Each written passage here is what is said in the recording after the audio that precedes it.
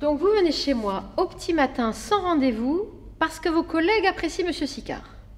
Il est en train de me voler ma vie. L'autre jour, José, le mec de la maintenance, il l'a appelé Fred et il s'est trompé de nom. Vous savez que je suis là pour vous aider, Fred, mais vous devez prendre rendez-vous.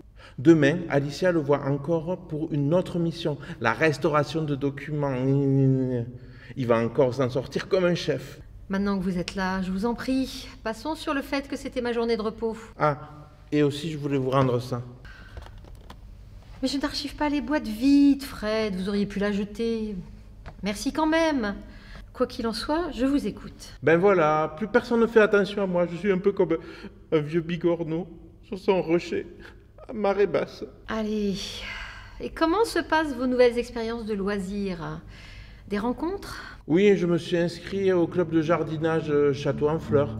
C'est collaboratif et autogéré dans un château. J'ai même fait du macramé. C'est très bien, Fred.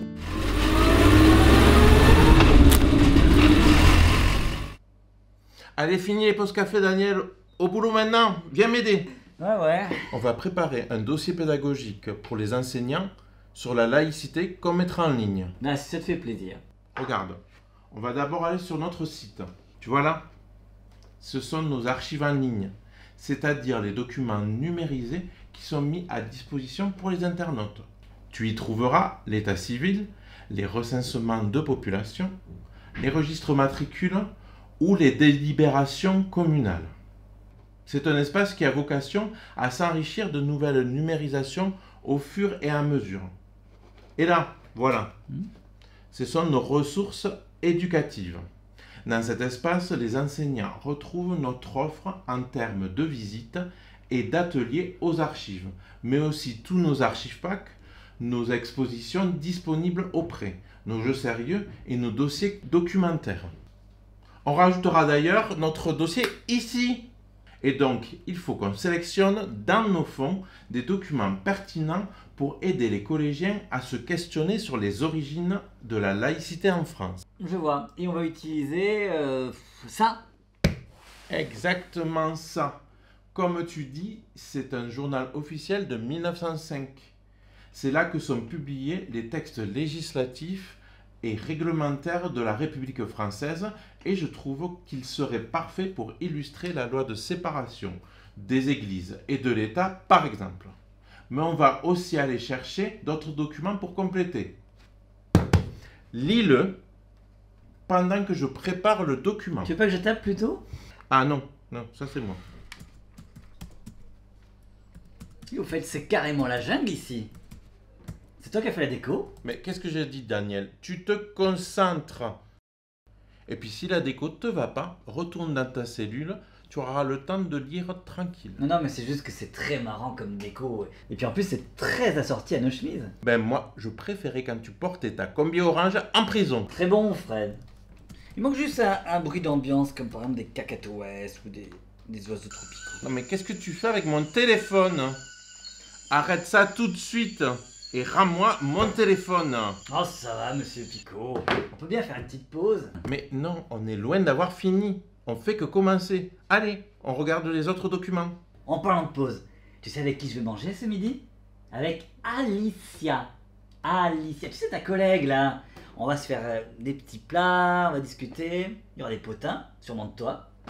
Oui, bon, et alors, donne-moi plutôt la cote du journal officiel. Tu vois, ça t'intéresse, hein? C'est la 2K 467. Figure-toi qu'elle est végétarienne comme moi.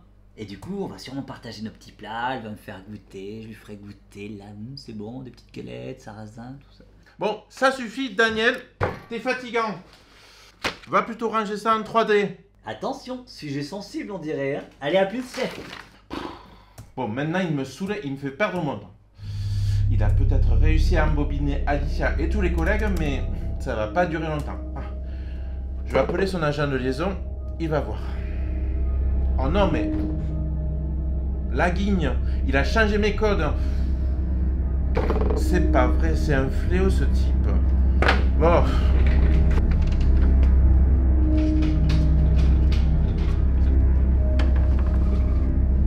Eh, Ah, monsieur l'Hurluberlu, encore vous? Puis-je vous rappeler que nous n'avons pas classé les cochons ensemble? je ne comprends pas. Tu ne te souviens vraiment pas de moi? Et vous, savez-vous qui je suis? Je suis Joseph Poux, archiviste de renom. Et vous me coupez dans mes recherches. Le dictionnaire topographique du département de l'Aude de l'abbé Sabartès attend ma collaboration. Je sais bien, je suis Fred, ton ami. Tu m'as même confié ton carnet de notes. Mon carnet? Rendez-le-moi, malotru. Mais... Ah ça, petit, ça va pas se passer comme ça. Qu'est-ce qui se passe ici, Fred? Moi? Non, mais... C'est Joseph qui... Et après 2 ans comme anthropologue en Égypte, j'ai étudié le sanskrit dans l'Himalaya. T'as beaucoup voyagé alors? Ouais, et c'est là où j'ai appris d'ailleurs à faire ces fameuses galettes que tu as dévorées. Désolée, elles étaient vraiment trop bonnes. T'inquiète, j'en referai. Au moins, j'ai bien repris des forces pour cet après-midi.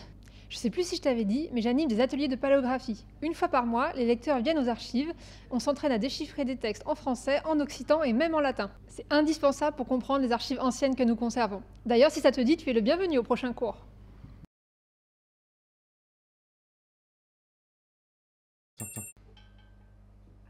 Mais... Qu'est-ce que ça fait là, ça? Carnet. Je verrai ça demain.